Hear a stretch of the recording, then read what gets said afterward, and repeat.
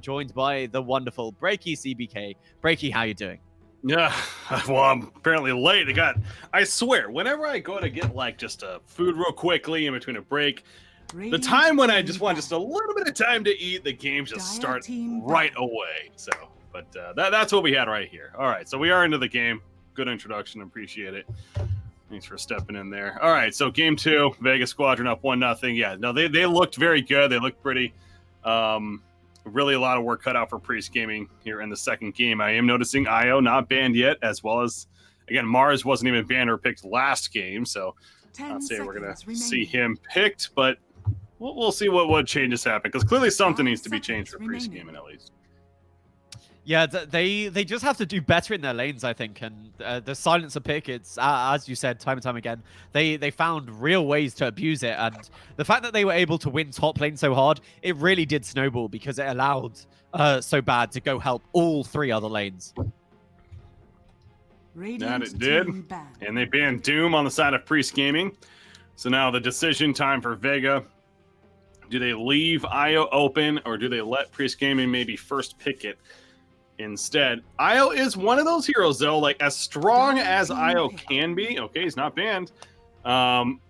You do have to have a player that is comfortable on the hero and has played it before and is comfortable playing it, because it's not a very simple hero to play. It does require some practice, in my opinion, at least. That's why even when he's been powerful in the history in Captain's Mode, not every team is necessarily picking him up when they get the chance. So 10 seconds I guess it's up to Pries Gaming now to tell us that. Yeah, you're totally right. It's not just a simple matter of tethering and hitting follow and hands off the keyboard. You do have to be good at either controlling the spirits and also looking around the map, remembering to heal yourself. You have to kind of get over the 5 position. Oh, I'm going to heal my carry. You heal yourself to heal your carry even more. It requires a different way of thinking, but this is the first game that I has been let through, and I really wouldn't be surprised to see some team pick him up.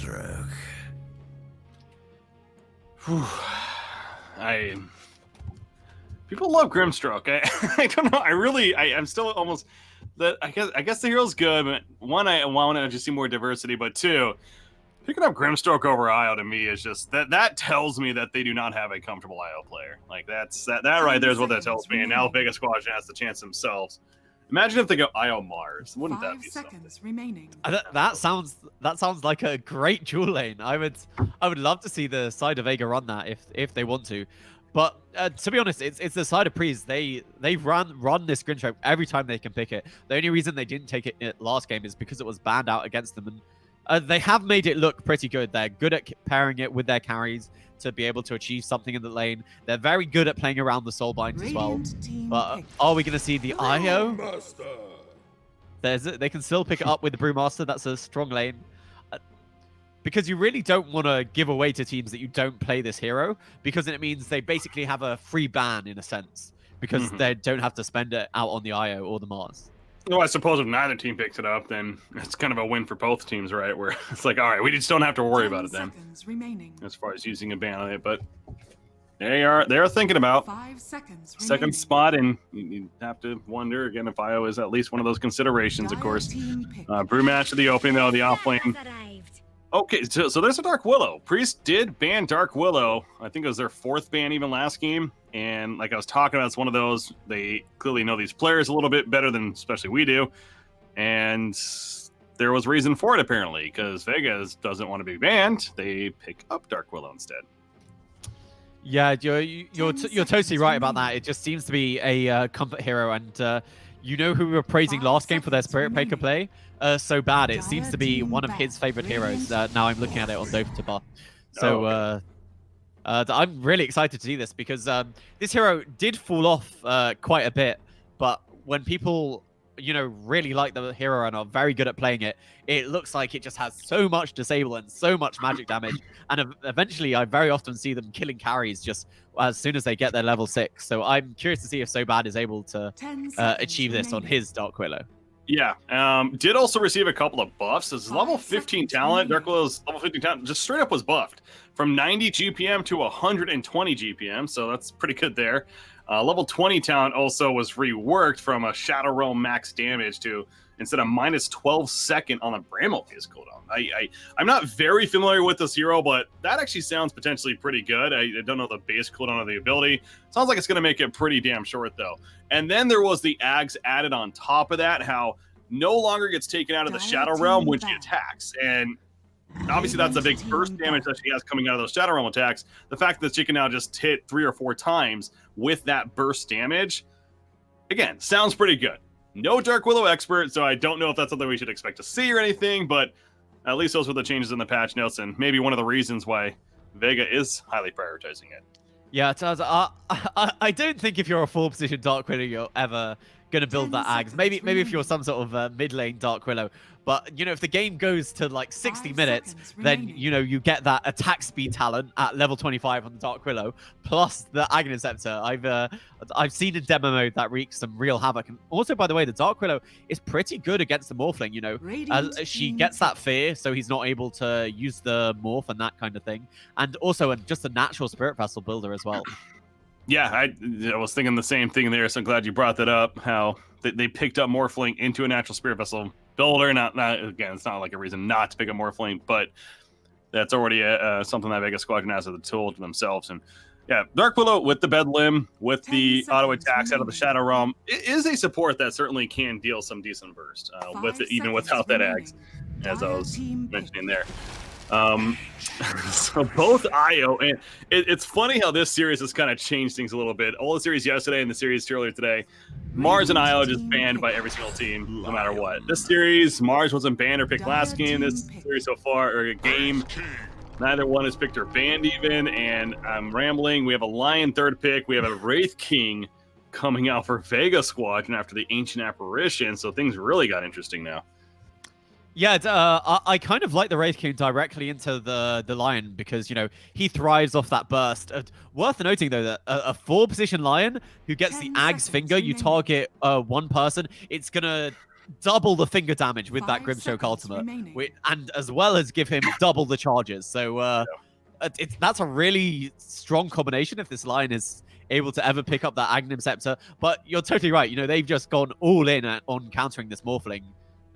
And, you know, in a way, I kind of like it because I'm pretty sure that this AA doesn't need to be a offlaner here where he's able to get killed just because he's so squishy. You know, he'll be able to achieve the same sort of thing in the safe lane with the Wraith King, and that's a lot of kill potential because you have the stun on the Wraith King that will combo with your Chilling Touch, so you'll always be able to get that stun. But there's the Tide Hunter, and he'll be able to break that with Kraken Shell, I guess. Yep, there is that at least. But back to the point about making sure to lock down this Morphling as much as possible and deal with the Morphling, you are dealing with Priest Gaming. And what's the theme that we've been talking about with this team is that they like this 4-1 strategy idea with the buffing up V2 and letting him play a core that takes over. If you're just going to anti his hero, then all of a sudden that seems like that's going to put Priest in an awkward spot. So I'm also wondering now if Priest is going to settle like we saw it was TFT to the last series where they put the Morphling mid instead. And then they got a different position 1. I really would not be surprised if that happens here from Priest Gaming now as an adjustment to how the draft is played out. Yeah, they could do very much what TFT did to them and pick just another hard carry and take the game late against his Wraith King, where you will probably win. You know, the Naga Siren is still there if they want to take exactly what they learned from TFT. But I do want to say, by the way, that the Morphling is just so good versus the Brewmaster. Just as well as the fact that once you get level 6, you get the free crit from the Drunken Haze in your range form once you morph out of it. You also have that hybrid magic burst as well. So even if you're not able to hit the Brewmaster because he's got that evasion off in lane, you still might be able to get the last hit with the Adaptive Strike. Admiral Kunkka banned by Vega Squadron, so they're on the belief that it still will be a position 1 Morphling, or just banning an option that happened to be pretty good against their lineup as they feel. Priest Gaming needs to ban a mid hero more than likely with their final ban. What is still there? TA is still there. Is TA good? Oh, well, she's taken away. Yeah, that's a good point. And they go for like a... So it is going to be a middle morphling, and it's not that hard to carry in the Juggernaut. You know, he doesn't scale insanely hard like a Naga Siren, but, you know, he still does a fair amount with farm, and there is the possibility if they want to do it, go for the Diffusal Blade, hope to kill the Wraith King before he hits level 20 as well. 10 seconds. So confident with that Juggernaut and putting Vega Squadron on the spot now for a 10th pick. 5 seconds. Mid option, knowing that it's likely going to be matched up against Morphling unless we see something really funky here. Shadow Fiend is going to be the pick, and I like the Shadow Fiend in that this feels like a team that loves this early pace. And I'm basing that just simply off of that first game. So, who really knows? But Shadow Fiend is a good hero for that, especially if you go this whole Guardian Grief style, which I feel like is still certainly good on the hero. You have a Wraith King that could build a more aggressive earlier on. They're going to put some pressure on Priest Gaming, would be my feeling at least. Yes, it has been a while since I've seen the Shadow Fiend. He might actually struggle in the early levels just because until you get stacks of Necro Mastery up, it's pretty difficult to CS. But at some point, he will be able to overtake the Morphling in right-click damage, which isn't usually possible. Usually Morphling excels in being able to get all the denies in the last hits just thanks to his base damage advantage. And that won't be the case once the SF gets a few stacks of Necromancy, as well as the fact, you land a few lucky raises. That's going to be enough burst damage to do what you want. I am curious to see if he builds the Guardian Greaves and then they group up around him, or if he goes towards a slightly later game build. Yeah. I still am stuck on the idea that Guardian Greaves makes sense. One, it's just naturally a good item on the hero, I feel, and two, just the read on the team and the pace that they like to play at. So I would assume we are going to see the Guardian Greaves build, but I've been wrong at least once before. So yeah, I definitely agree with you that I think the Guardian Greaves is a really good build, if not just because there's arcane boots that you do get with it help you accelerate your farm a lot, because Shadow Fiend usually previously before that build was just munching through clarity after clarity to be able to sustain their farm. Wraith King setting up already, of course, to be in the safe lane bottom. Interested to see what he builds though, so that's more the intriguing question for me, because if what I'm saying is right, this idea of the early pace, then the Guardian Greaves and Shadow Fiend and everything, if Wraith King wants to go a Radiance, it feels like that's going to stall that idea and won't be nearly as much pressure as they use. So I'm wondering if instead he may go something like a Drums into an SNY, or even the Armlet build, an Echo Saber, just things like that, rather than the committed Radiance build. Yeah, the build I've been seeing on a lot of Wraith Kings is they go for this Midas. They very often get the Armlet, and then they'll decide. I've seen Midas Armlet blink very often, and then there's even Midas Armlet blink Radiance if you just feel like you want to scale into that even later game. But I really think we probably are going to see a Midas, just because the fact the Wraith King, not just the farm, he really loves the levels. You really want to accelerate towards this level 20 talent. It is worth also, I feel, mentioning, I know when we saw this team for the first time yesterday, Priest Gaming, I was talking about the roster on Liquipedia and how Undershock was even labeled as their position 5 player and everything, but I think it's fair to say that Undershock is definitely their position 2 in this roster, as he's pretty much been playing mid every single game for them. Sadoi's their off laner, and there you go. So that's how things actually look for them instead of what was initially thought, at least according to the Liquipedia page there. But lanes are upon us. It's going to be line supporting tight ender bottom.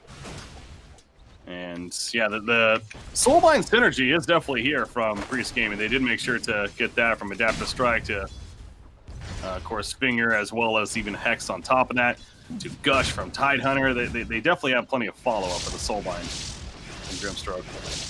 Yeah, we can see so bad he's going for just getting this pull, so the Brewmaster is going to be able to get those easy levels. But last hero, he's doing a good job keeping, if not denying the farm from V2, and at least giving him a lot of harass. And now with this successful pull from so bad, they should both get their level 2s.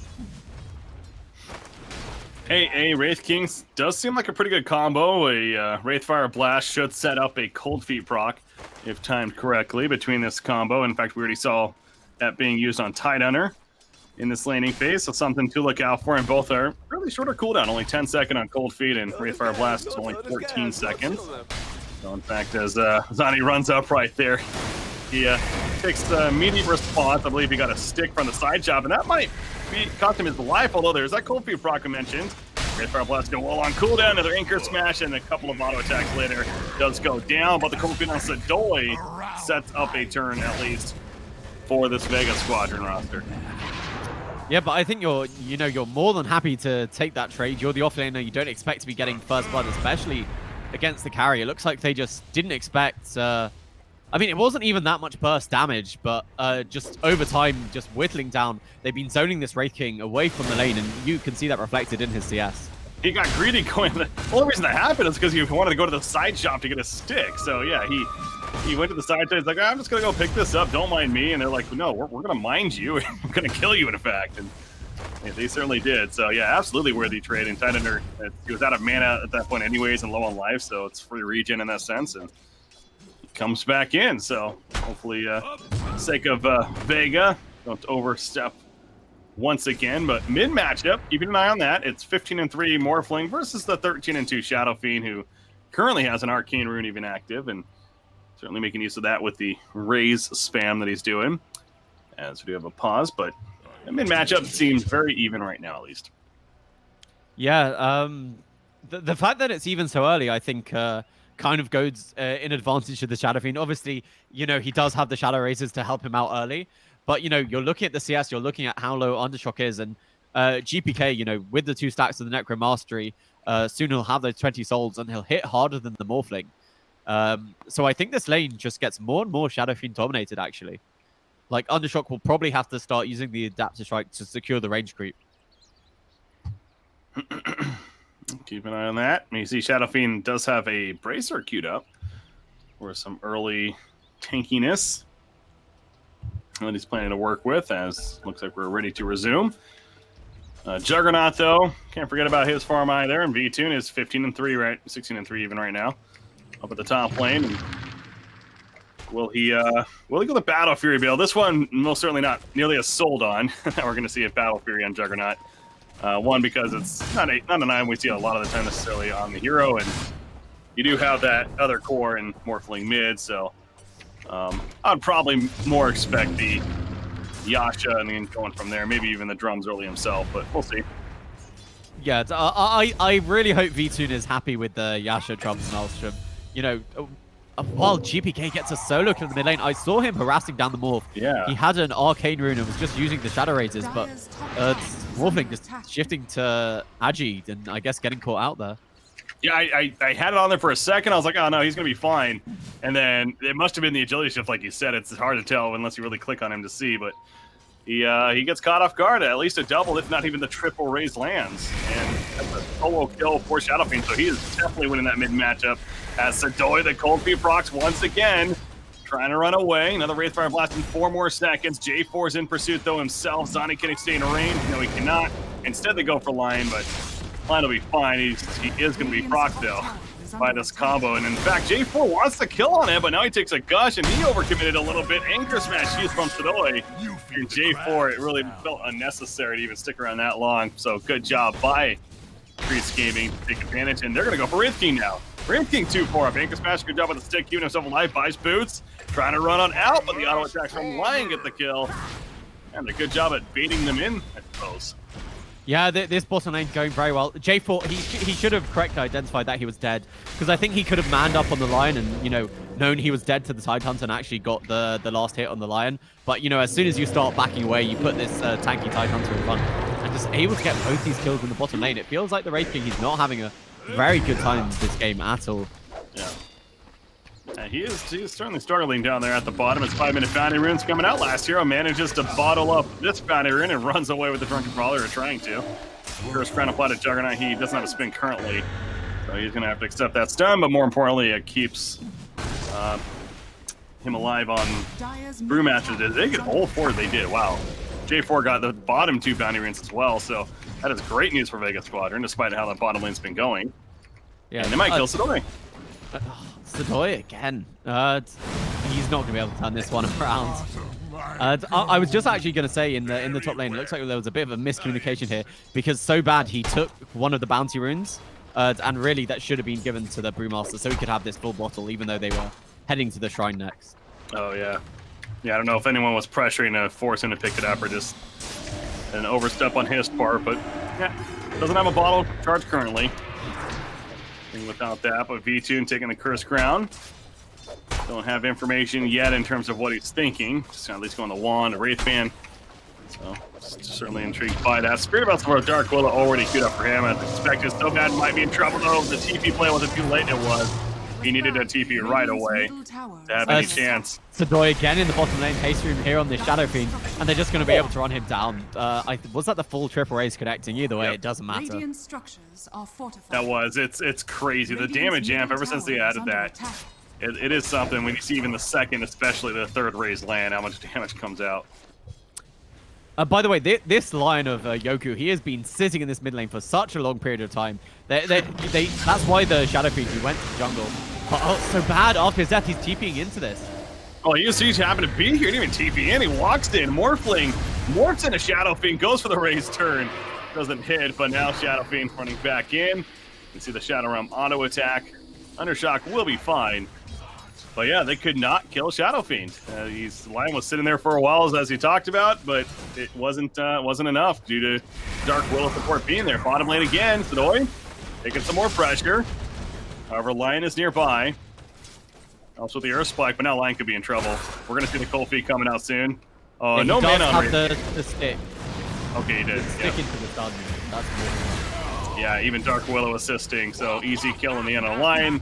Sadoy will be fine, but Vega Squadron, we're starting to see that momentum turn on now. Yeah, they do lose their Brewmaster in the top lane, though. They realize Dark Willow's been rotating on the map, so they know they can pressure him out with the help of the Inkswell as well as the Spinner.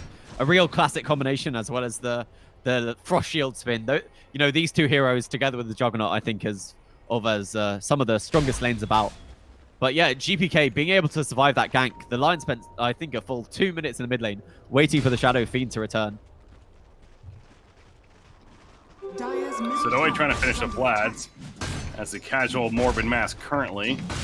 Armlet is going to be the build for Wraith King, though, as far as the first item to be decided. As we're having a battle off in the jungle between the two sides. See that mana drain from Lion coming into play. It's only level 1, but it does slow and can be annoying for Wraith King. He doesn't have Reincarnation, by the way, despite being level 6, but not that that's surprising. We sometimes see them maybe hold on to the point, depending on the situation, but committing for it.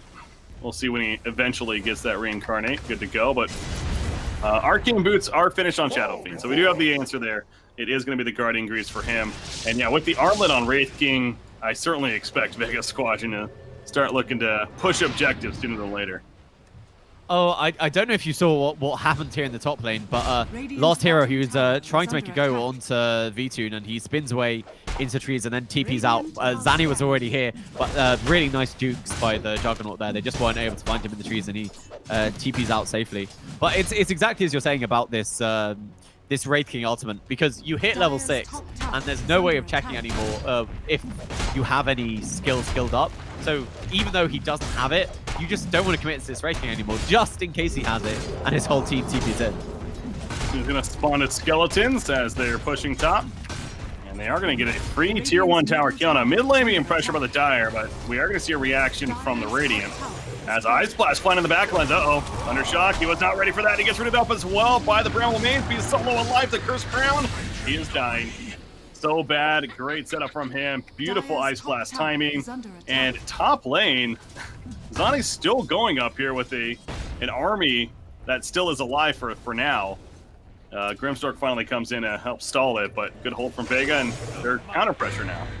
Yeah, and they didn't have to use the brew split for that fight in the middle lane. I was going to say Grimstroke, you know, usually pretty good against pushing with that Stroke of Fate, but so under-leveled here on this Grimstroke. We're 10 minutes in, and he's not even level 4. That means the Tome is not going to give him his ultimate. They're really struggling for experience here on this this 5 position. Dire's top tower is under attack.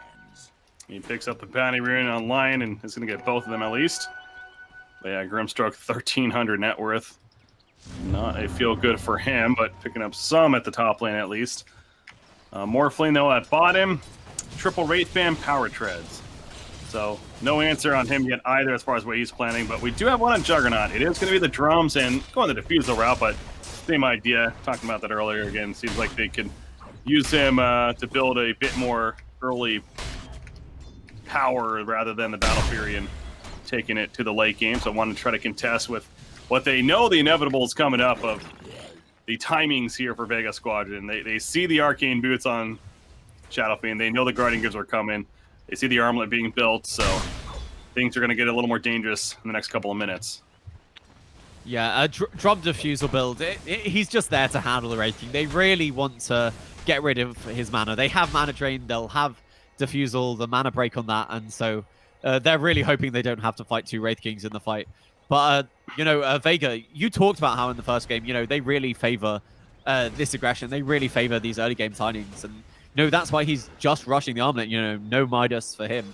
They just want to be able to fight. And GBK so, you know, already has the full mechanism, has the arcane boots. And I wouldn't be surprised if he has these Guardian Greaves in, like, the next 4 minutes or something. Yeah. What was the Dark Seer timer last game? 15 minutes, I want to say. Around there, so... GPK at this rate is going to be very close, if not even slightly faster than Darkseer last game, and that is very impressive.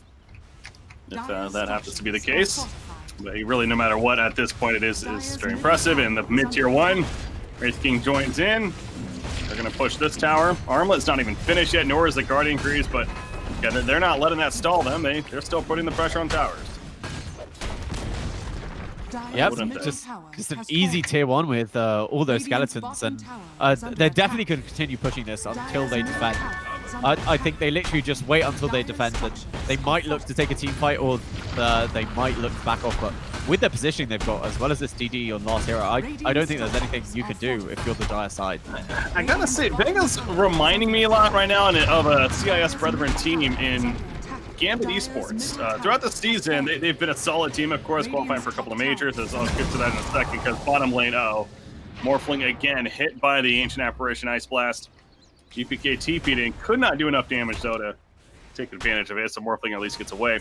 But what they're notorious for doing, especially in the earlier parts of the season, is just building these lineups that just push. Like, they ran the Visage, they ran the Shadow Fiend mid, they had some other replacement, like Dazzle was a big hero for them mid even. All about that objective push, and just from the game 1 and now this game 2 with what we're seeing, they do play a very similar style to Gambit, and that's a good thing in my mind. Obviously, again, I've been a somewhat successful team out of the CIS region themselves. Yeah, the dire side now, they've managed to successfully at long last get both their level 6s up, so they're definitely looking for a fight. The lane, the fear, it hits Lion, but the spin from Juggernaut prevents it. Out comes the Stallbind, the Ravage on top. Brewmaster and Dark Whittle certainly in trouble. Shadow Realm helping a little bit. The Primal split as well for Brewmaster. And Dark Whittle's going to survive in time, being consumed by the Earth Spike, but will live in the long run. As also the Requiem of Souls coming out from Shadow Fiend from a distance. They turn on a Tidehunter, they turn on a Lion. Are you freaking kidding me? Nobody dies on Vega's side despite that initiation. And they managed to set up a 2-for-0 turn from it. Yeah, that's not good news for Pries. I honestly thought they had a really good initiation. That Ravage looked great. Soulbind, the Brewmaster, he wasn't able to get off his split initially.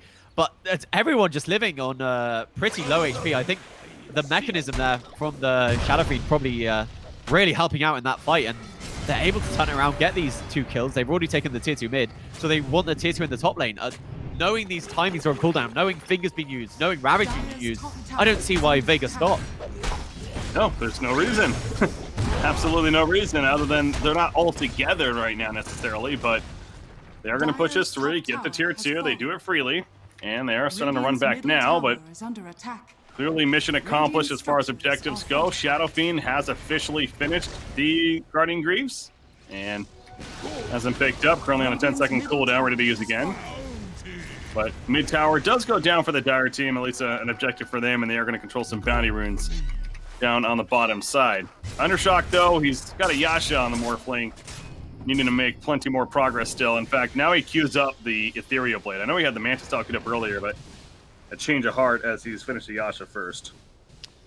Yeah, I guess he just wants that burst damage, realizing they lack the ability to take people out of fights. When you get the burst, you know, it's so good versus this AA. Hopefully you're able to kill off the Dark Widow before she pops her Shadow Realm, is the thinking there. And the Yasha, it really helps to accelerate your farm because it's a way lot cheaper than just waiting until we get the Eagle song. Yeah. Lion almost got caught there. The Ice Blast was flying in. Racing charges in to stun him, but Lion luckily goes the correct direction and avoids death, and he continues to cut the creep wave up top, so he's being annoying for Vega Squadron.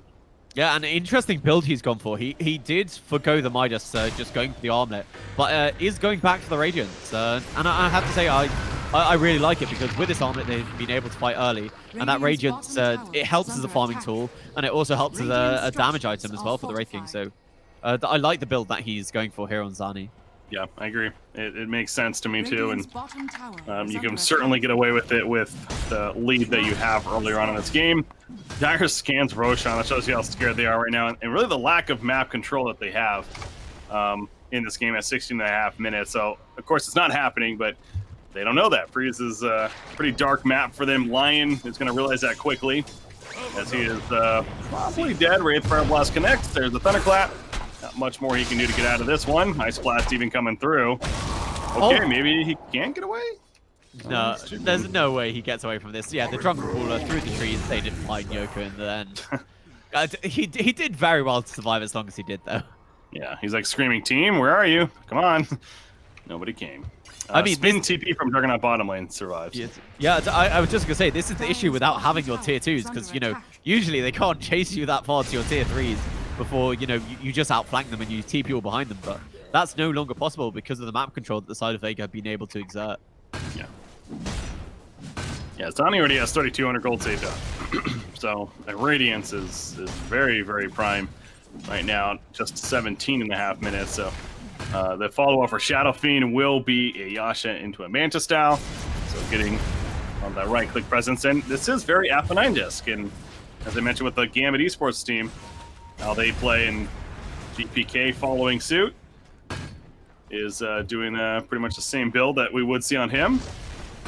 So they now have a 4,000 net worth lead. What I'm really interested to see while Undershock, they're just having a fight around these bounty runes. No serious engagement here. I'm really curious to see if he does go for that presence or effects building, because that is what you see when they go for the all-out push. He is. I would highly think so. The way he's building and playing and everything. Yeah, it goes back to that point. Did you see the little engagement in mid lane? They found the Tide Hunter of the Doi effect by the Spirit Vessel. Kraken Shell helping a little bit. It's thrown down there with a primal split, and he eventually is killed off. Meanwhile, the backline, Fort Split went in, but a stop for him. The Ancient Apparition with the Ice Blast lands. Requiem over here, and eventually Morphling does go down. Yeah, that was an ambitious dive. Ends up being 2 kills. Yeah, I was just going to say, I really did not like how Yoku, he used his finger with no chance of getting a kill or achieving anything from it, because that's a really long cooldown with a level 1 finger on this Lion. You know, he just wanted to use it for the double finger, maybe thinking it would push them back when they were low health, but there was no chance of a kill, and now they just didn't have the burst damage in that fight. You know, all of the side of Vega living through it, and they're, you know, going to be healed right up by these Guardian Greaves as well. Yeah, now he has a Manta style almost finished. The Radiant's going to be finished on Wraith King, so the next push that happens from Vega Squadron will include some very good upgraded items on especially their cores, and I'm even looking at some of the supporting cast. Brewmaster working on the Hooded Defiance, and the Spirit Vessel's been finished on Dark Willow as well, so across the board they have very good items being picked up. Is this... Oh, really? Priest is trying to steal Roshan from Vega Squadron. Talk about a bold play. It very likely is going to work, though. I mean, they hit very hard. They have minus armor with the help of the Gust. The Tide is more than willing to tank it. Ice Blast. They will have the fear. I don't know if this is going to be his time, though. Oh, just as the spin ends. The Bramble main sits, and now Morphling's like, uh-oh, I gotta get out. Yeah, Roshan solo, they just didn't have enough damage, though. He does morph into Brewmaster. Trying to help out. Zani's here, though, to finish the job. Morphling, wait for him in. Trying to steal Understruck. Just went a little bit too early, though. He gets stunned up as he goes in. He goes down. The Rabbit comes out as well. Roshan's still alive, though. And Roshan finally falls, but the Aegis is picked up by Shadow Fiend too soon in the mix. And we're going to see a Requiem. It just exploded the Juggernaut. and they're calling well play. Okay, it is GG well played. Yeah, that was a. I like the decision from Pries considering the game state, but clearly that was the timing was just that slow. It's unfortunate, but good victory for Vega.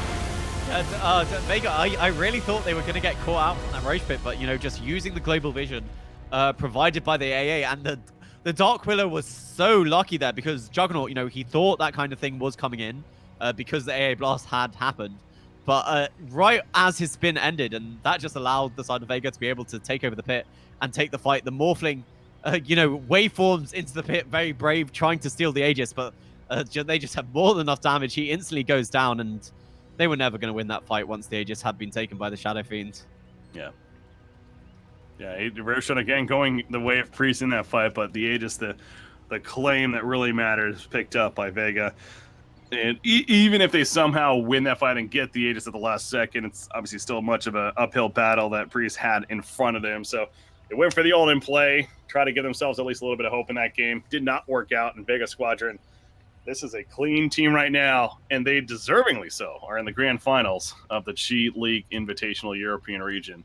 So they'll be playing tomorrow in that best of 5.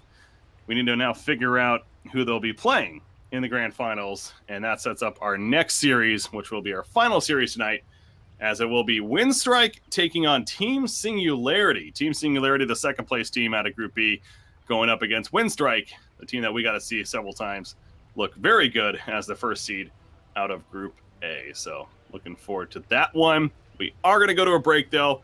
Ladies and gentlemen, stay tuned. Game 1 of our final series of the night coming up next on Breaking CBK, joined by Hasbaz. We'll be back.